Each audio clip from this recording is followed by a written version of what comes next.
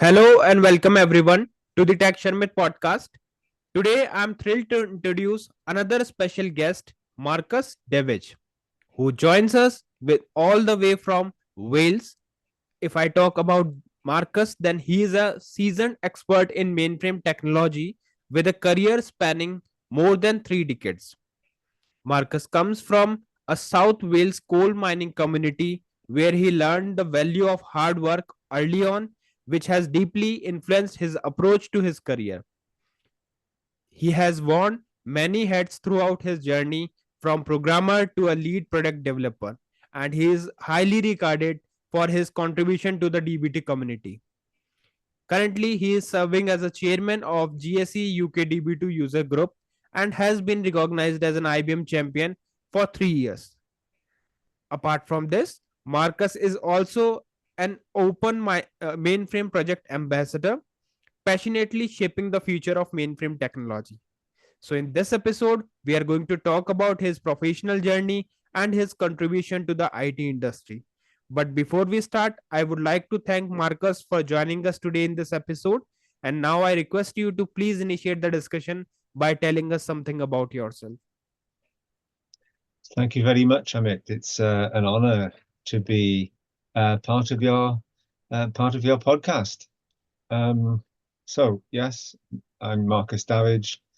I first got into computers, I think, when I was a kid through watching Doctor Who, and there was lots of computers there. John Pertwee was my favorite Doctor. He was the one that he was the Doctor when I was growing up. And I went. I come from a Welsh background, so I went to a Welsh school. So all of our lessons were in the medium of Welsh, and Wales is a very musical land. Um, we've got song in our blood and in our hearts, and there's something called an Eisteddfod, which is it's a Welsh cultural festival, and they meet. There's a children's one, and then there's a grown-up one, and they meet once a year each.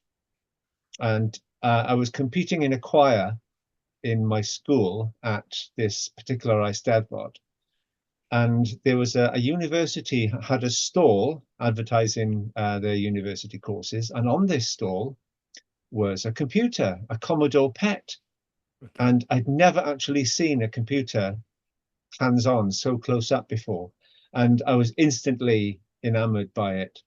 And so not long after that, I got my parents to buy me a Dragon 32 with 32K memory. Okay. After that, I bought myself a Commodore Amiga 500, and I went to Aberystwyth University to study computer science. And we'll go on a little bit more after that. All right. So now we would love to hear more about your professional journey. So, like, you have had an incredible career in the mainframe technology spanning over 3 decades. So, what initially drew you to this mainframe technology, and what has kept you passionate about it all 3 years? That's a great question. I wasn't actually drawn to mainframe technology. I was pushed. Okay. Um, so as part of my university degree, we had the opportunity to have a year in industry. So it's a 3-year course. So in between years 2 and 3, you'd have another year working in industry. Okay. And at the foot of the valley, the coal mining valley where I grew up, was a steelworks, and Okay. they had a mainframe, and they were recruiting for industrial trainees. They'd had a few from Aberystwyth before, and they were very pleased.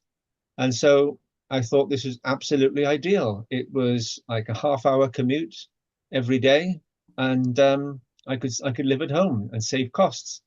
So that's Okay. what I did, and they had the mainframe, and I'd never heard of it before. And I found the technology quite weird compared to good old-fashioned Unix. This is before Windows came out, by the way. Okay. But I was used to using a VT terminal, virtual terminal. So they got me programming in a 4GL called Mantis. And then after that, I started to learn a little bit of COBOL. And then when I finished my degree after that year, they offered me a job when I graduated, and that's exactly what happened. I went to work there again, and after about a year, um, the attention of the systems programmers in the data center for the steelworks were drawn to me, and I got a job as a systems programmer, and then I was installing DB2, installing fixes to the mainframe operating system, which was called MVS at the time, before ZOS. And that's where my mainframe career began. Absolutely loved it. Okay. All right. And as just you mentioned that you came from the South Wales coal mining community, and during my research also, like I found that your father used to ask you how many tons of coal you have shifted each day. So could you please share more about this story, and how has your upbringing influenced your work ethic and the career in the tech community? Yeah, my dad had a good sense of humor, and he spent many years, many decades working in the South Wales coal mines. Okay. Lots of hard work. And I'd Yes. come home from work, and he'd jokingly say, "So, how many tons of coal have you shifted, boy?" Okay. And then he'd say, "Oh, that's right. You don't work in a coal mine, do you? You work in a steelworks. So, how many tons of steel have you shifted today, then, boy?" And Okay. oh, that's right. You don't work in a steelworks. You work in an office. So what is it that you do? And he'd ask me that like almost every day when I come home from work. And yeah, if he knew what a computer programmer does, he would probably have said, "So how many lines of code have you shifted today, then, boy?" So I like to think that's what he might have said if if he knew what I did. Okay. And You asked me how yeah. that has influenced my work ethic Yes. and my career. Uh, I think it's influenced me deeply because Dad was a hard worker. He worked for his family, and his family came first. I have a brother and two sisters, and my mother was a hard worker as well. And so that culture of hard work and serving the family was deeply ingrained. And so that's exactly what I do now. I work hard and serve my family. Okay. And if we talk about your professional journey, then from programmer to a lead product developer, you have worn many hats throughout your career. So, which role has been the most fulfilling for you, and why? Oh, good question. So started off as a junior programmer, Mm-hmm. um, and I loved solving problems. Okay. Uh, then I went over to this systems programmer where I learned all about JCL and a bit of assembler. I learned about DB2 and SQL and database administration. After that, a few years of that, I went on to be a consultant, and actually worked with the famous John Campbell for a while. He was a distinguished engineer for IBM Okay. working on DB2. And then after that, the time came where I felt that I was going out with a girl that I'd met in university, and I felt, yes, this is the time to get married and settle down. And the life of a consultant traveling left, right, and center wasn't conducive to building a marriage. So I gave up and became a database administrator in DB2 for Lloyds Bank, and that was in Newport, and then subsequently in Cardiff, which was where I lived. And I was doing that for 20 years. Okay. And I couldn't get rid of this feeling that I needed to solve problems. And I, being a coder, if you know anything about coding, coders are lazy, and if they can automate anything, if Yeah. they can write a program to do something for them, they will do. And so that's exactly what I did. I'd had testers come up to me and, on a daily basis, sometimes several times a day, saying, "I've just broken my DB2 environment. Can you fix it for me?" And so after like a couple of iterations of half a day's work just recovering an environment for them to go back and break it again, I thought, I can't be doing this all day, every day. So I wrote a routine to automatically restore they they they broke it. Okay. And so I called that TSO Britney, after Britney Spears' song "Whoops, I Did It Again." And then invented something I call SQL Police, which analyzes your SQL in your code and lets you know whether it's good or not according to rules. Um, all sorts of stuff like that. I loved solving problems, and this drew the attention of BMC Software after 20 years of using their products, which I thought were the best on the market. And they said, we want you to come and work for us. And so that's exactly what I've been doing for the past 5.5 years. And although I value every single job that I've done, because it's taught me a lot about the technology and it's Yes. taught me a lot about myself, my only regret for for joining BMC 5 years ago is that I didn't join 30 years ago, Okay. because I love it so much. The company is great, the culture is great, and the work is interesting and challenging. Okay. So So yeah, we can say that like it is the problem solving ability of your which kept you always motivated and inspired to work for this IT industry. So that's really very good to hear that, because yeah, if you know how to solve the problem, then you are helping you are going to help many other people around you. So that's a great thing. yeah, exactly. And that's one of the things I like doing, is helping other people to solve their Yes. problems. And people come up to me, they know I'm that kind of guy. So they come up to me, or they phone me or message me and say, "How do I solve this?" or "How do I do this?" or "This is broken. What do I do?" So, "Oh, okay, roll my sleeves up, get stuck in." That's And if I can wonderful. teach them to solve it themselves, that's one less job for me to do. So I'm forever trying to put myself out of a job, but forever failing and finding something else to do instead. Okay. All right. And we all know, Marcus, that DB2 has been a significant part of your professional life. So, what do you think? Like, what makes DB2, in your opinion, the biggest and the best relational database management system on this planet? um, I think the answer is in the question. DB2 is the biggest and the best because it is the biggest and it is the best. The best. I mean, gosh, what are the stats? I mean, you can Google these stats or have a look at the IBM Mhm. .com documentation. The actual limits. Like the Z16 has got, is it 14 terabytes of memory? DB2 can address um, absolute the numbers don't come to me at the moment, but terabytes of data in individual objects. It's just massive. The mainframe is such a powerful, resilient um, machine, with the Z16 has got 8 nines, like Okay. 99.99999% availability, which is what's that? 1 hour every 11,400 years of downtime, which isn't bad. Yes. That's pretty much why I like working with DB2. It's a great database. It powers the world's data.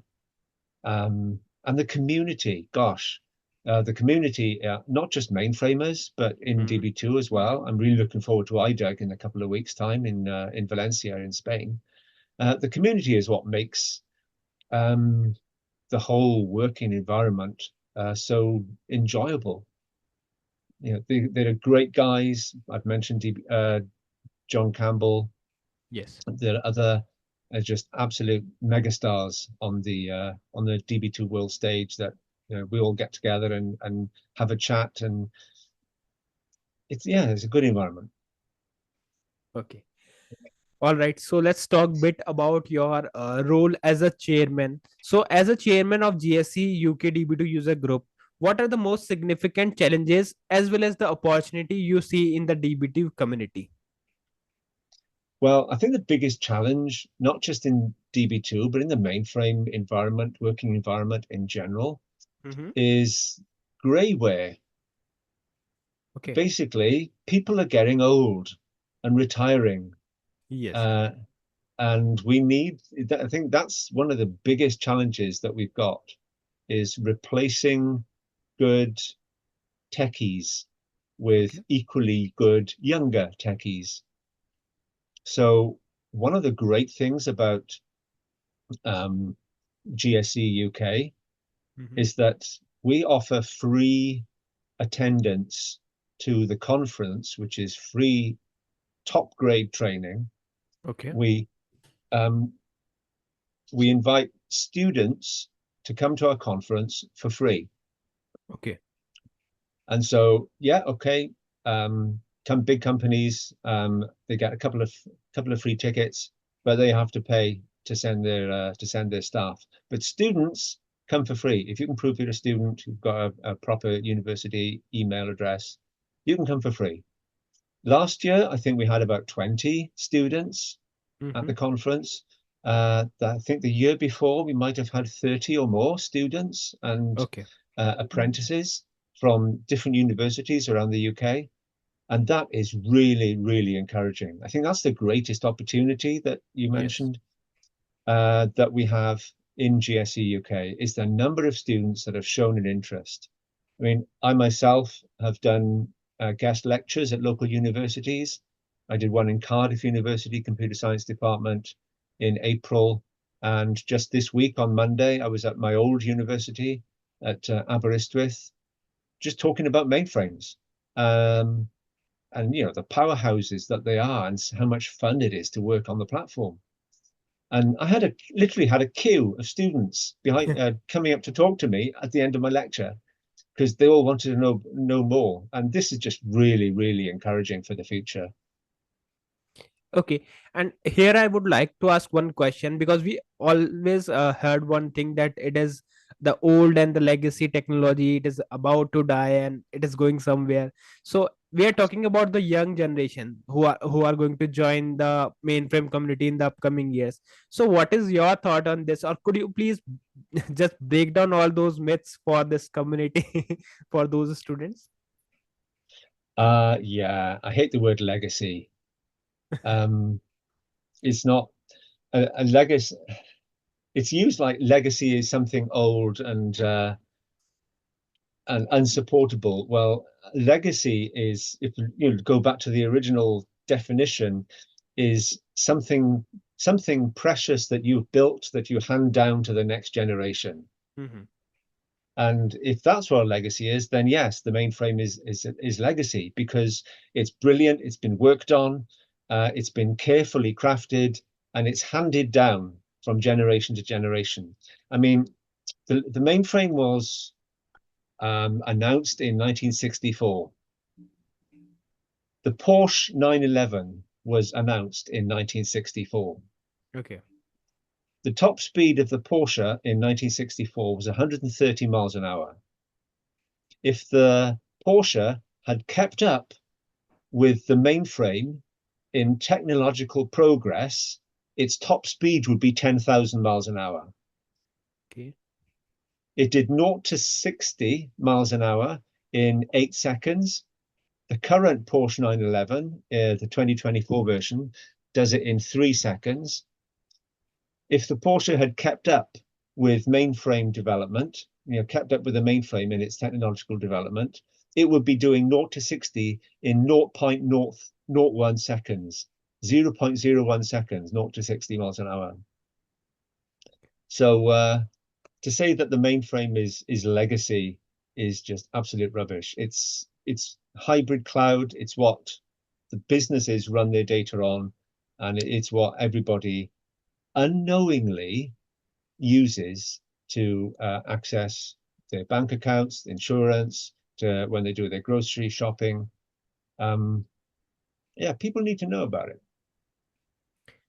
So we can say that it is not a legacy, but it is a legendary technology that we all are going to use for the upcoming time. So it's Exactly. time to swap this That's word. just what, yeah, that's just what BMC said last year in the keynote in GSE. It's not legacy, it's legendary. Legendary. Okay. All right. So yeah, now we will talk bit about your IBM champion experience, because you have been recognized as an IBM champion for 3 years. So, and also you have served as an open mainframe project ambassador. So how do these roles enable you to influence and shape the future of the mainframe technology? Good question.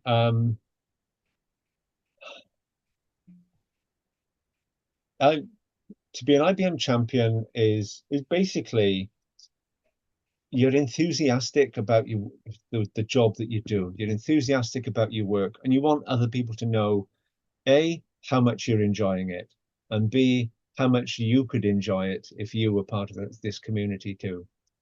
Um, so I basically go around telling people cool stuff about how cool the mainframe is. Okay. I've done presentations uh, on the international stage in different countries in Europe. Haven't presented in America yet, and that'll come, I'm sure. But many places in the UK and in Europe, mainland Europe, I've done presentations. And as an open mainframe project ambassador, I just absolutely love what they've done with the old CBT tapes, Mm-hmm. which was a method back in the old days of actually shipping physical tapes Okay. around with open source code on to help developers, users, administrators, sysprogs uh, do day-to-day tasks more efficiently, and they submit their code to be included. It's all now on the internet, and it's now part of the Open Mainframe project. Zoe, which is part of the Open Mainframe project, I think is absolutely fantastic, and is one of the ways that modern techies, modern younger coders and mainframe users is one of the ways that would attract them to using the mainframe rather than the traditional ISPF screen, what is called the green screen. So yeah, I like going around telling people how cool it is, and hence I've been recognized as an IBM champion and as an Open Mainframe Project ambassador. Ambassador. Okay. All right. So, Marcus, we all know that the way you are providing knowledge and you are sharing your knowledge with the future generation, so you are playing a vital role as a mentor or as an influential person, right? For many of us. So, have you had any mentor or influencer figure like for you, like who have shaped your career, or like anyone, maybe any colleague that makes your work more enjoyable? Oh yes, yeah, definitely. Um, I wouldn't be where I am today without the influence of good mentors. Um, Back in my early days, Mm-hmm. when I moved from being a programmer to a systems programmer, Yeah. I had I had plenty of older people who were willing to share their experience and knowledge with me. Mm-hmm. But the one guy who was instrumental was Ian Sargent. Hi, Ian, if you're watching. Uh, he now works in Prague. I had dinner with him last year at the Prague IDUG. Okay. He was a great influence. And even more recently, when I was in my 50s, I just started work for BMC. I had a mentor in Jim D. Jim D, he's now retired. He was one of the great, shining stars on the DB2 platform in, Okay. worldwide, very, very well respected. And I got to call him a mentor and a friend for the last few years. And it doesn't matter how old you are, you Yes. can have a mentor. Yes, for sure. And it doesn't matter how young you are, you can be a mentor. And I think the whole ecosystem of the mainframe works and lives or dies on mentorship. if you think that you're too old or too clever to have a mentor, you're wrong, because there's always somebody who knows something about something that you don't know Yes, more than you completely. do. So be humble, be a mentee to someone, but also look for opportunities to be a mentor to Yes, someone. correct. Just this week, I will be on another chat with IBM to be a mentor for the next intake of IBM Z ambassadors in university. I was a mentor to some who are on their way to becoming IBM champions themselves this year, hopefully. Okay.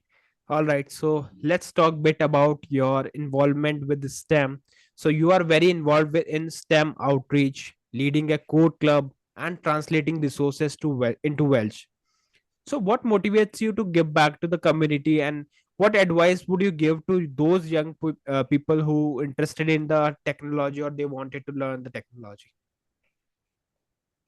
If you want if what advice would I give? And what motivates me is the same. I would say, if you like helping people, Mm-hmm. and if you get a buzz, a kick from watching somebody's face light up when they understand Yes. a concept, then that's good enough. And that's exactly what I get practically every Friday lunchtime when I run this code club through the medium of Welsh at a local junior school. So these girls and boys are 10 years old, and they've just been introduced to coding. We use the MIT Scratch Yeah. programming language, which is a graphical drag and drop programming language, just to get them on their feet, um, and just to see their expression of delight when something that they've coded works, and they got these little sprites moving across the screen or interacting with each other, or then getting them to code on the BBC Microbit, which is a little computer about this big, Mm-hmm. and to see that interact with the real world is just brilliant. And then there's the Raspberry Pi. The Raspberry Pi Foundation have started Code Club. They also produce these little Raspberry Pi computers. Here's one here. This is the one I use for Code Club. Okay. And we use coding on that. They code in Python. They emulate traffic lights with little LEDs, or they do lots of flashy colors or play tunes. It's great. They love it. They learn. They learn how to problem solve, and they learn to collaborate. Because frequently I get hands up, said, Mr. Davage, Mr. Davage, how do I do this? First thing I do is ask the question to everybody. Does anybody know how to do this? And if somebody puts their hand up, said, there you go. He knows how to do it, or she knows how to do it. Ask them. And to Okay. see them work together to solve problems is just brilliant, because that is a life skill. That's something that they're going to have to learn to use when they go into industry when they grow up. Marcus, you know what, like the way you are teaching those students, because you are just encouraging them to communicate with each other to find out the solution by making a group and to work together for the community, right? Same Yeah. thing is for sure very beneficial for every one of us, because in IT industry also we need a collaboration. We need to communicate with the like-minded people. But sometimes we saw that there are some people who think that they are in a competition, or they are in a competitive, they work with a competitive mindset. Mm. Competitive mindset is something that only help you to grow, but if you are collaborative, you are moving with a collaborative approach, for sure it is going to help not only you but your community as well.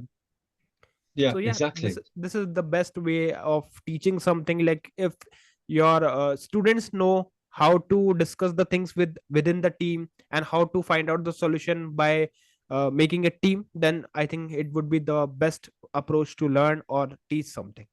So that's really very nice thing for you. Okay. Absolutely. All right. So yeah, although like we have many things to discuss related to DB2 mainframe, but just because of the limitation of time, I would like to ask my last question to with you. So the question is like, what hobbies or interests do you pursue outside of your professional life that helps you to stay motivated and inspired? Oh, yeah, great. Thanks. It's a good question. Well, I'm a husband and a dad, so I've got a family to look after. And they can all my girls now, they're able to drive. So long gone are the days where I have to drive them from place to place, so they can do it themselves, which gives Okay. me a little bit more free time. Um, I'm a Christian, so a church, my local church takes up a lot of my life and the rest of my Mhm. family. I'm also a musical. All of my family are musical. My wife plays the trumpet, um, and we all five of us play the piano. Two girls play the harp, and the other one play the flute as well. And Okay. so music makes is a big part of our lives. So my youngest daughter, she wants to do music at university, so we've been going to university open days to music departments. I just love music, whether it's listening to it or playing it. Okay. So Yeah, it's a big part of my life. yeah, we can I say have a that you dog as well, uh, so we go for walks, and we love going for walks along the coastal path. Wales has got some beautiful beaches, and okay. the dog is just beside himself with joy when we go anywhere near a beach. All right. So yeah, we can say that you are a multi-talented guy because you are not you have don't have like you are not having only the expertise in DB2 but in a music domain or music area as well. So you are contributing in both areas. So that sounds really very interesting and good. So yeah, so thank you so much, Marcus, for joining us today in this episode and to talk about the mainframe DB2 and your hobbies. It was nice talking to you, and I hope you also enjoyed the discussion. And thank you once again for joining the podcast. Oh, it's been a pleasure. Thank you very much for inviting me, and it's been a great conversation. I've enjoyed it. You take care. Thank you. Thank you.